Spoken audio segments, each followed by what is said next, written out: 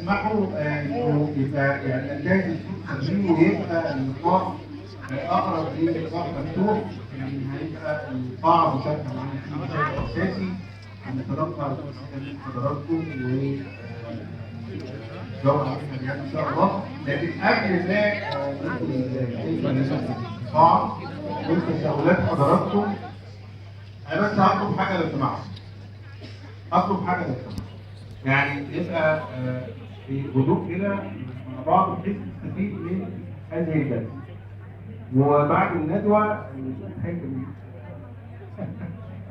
بعد الندوه ان شاء الله يعني انتوا هنبدا مع عميد مختلف، لكن خلينا في الندوه نبقى في حوار ناخد وندي مع بعض فيه ونستفيد ان شاء الله من النقاش ده، خاصه انه احنا بنتكلم مع ما يمكن تشكيله يعني في ظاهره اعلاميه ليها حضور وليها تواجد كبير جدا وليها تاثير وهذا في حكم الامر الواقع. يعني بمعنى انه ما حدش قال ده وما حدش كتب ده، ولكن ما قام بتقديمه هو التاكد بهذا التاثير وهذا يعني هذه الفعاليه بدليل وجود حضراتكم النهارده عشان تبقوا موجودين في هذه المناسبه. ويمكن ده يخلينا نفكك شويه حاجات. في الاول انا مش هتكلم كتير لان اكيد يعني عايزين نتكلم على طول، لكن احيانا احنا بنتعامل مع المؤثرين على السوشيال ميديا. بعض الناس تعترض ويعترضوا ويقول لك لا هم مش اعلاميين. دلوقتي انت الحكايه دي انه مش اعلاميين، لكن لا انا هقول اكتر مش بس على خريج الاعلام، ان هو اي شكل من اشكال التواصل اللي موجود هو حد بيقدمه فهو عمل اعلامي. ده في المقام الاول.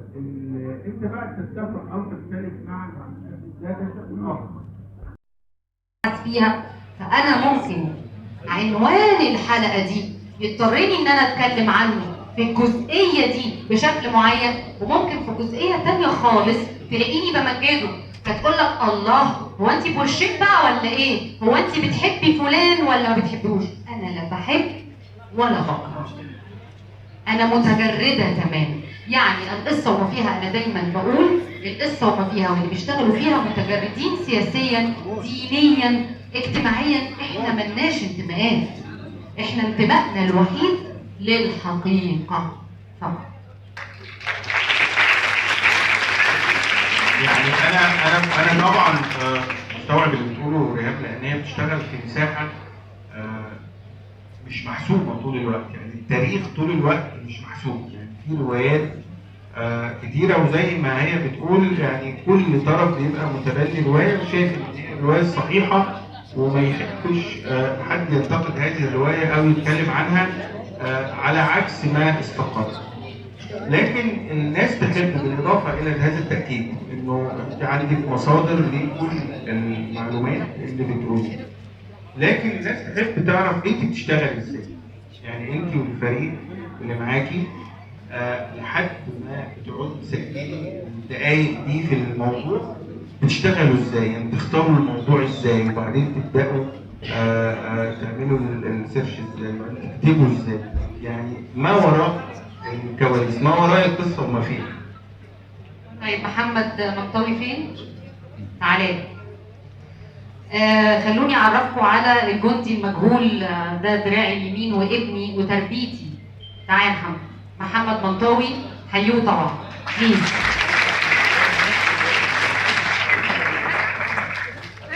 محمد طبعا هو الاعداد معايا في القصه وما فيها الاعداد الوحيد، واحنا الحقيقه انا مش عايزاه يتكلم عني عشان هيقول كلام مش حلو ابدا، هيشتكي. بس تعالى يا محمد.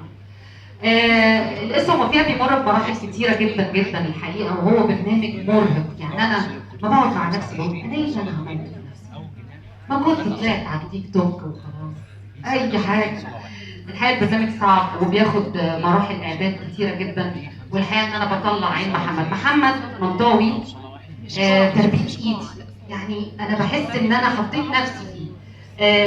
كل تعليمي وكل المجهود اللي انا كنت ببذله قبل ما هو يبقى معايا انا كنت بقعد اشربه له، والحقيقه ان هو نجيب، يعني اتعلم ده كويس جدا وبقى دراعي اليمين فعلا وبيشتغل معايا بيريحني جدا. احنا بنقعد نقرا بالايام لدرجه ان هو بيقعد يقول لي هو احنا هنخلص امتى؟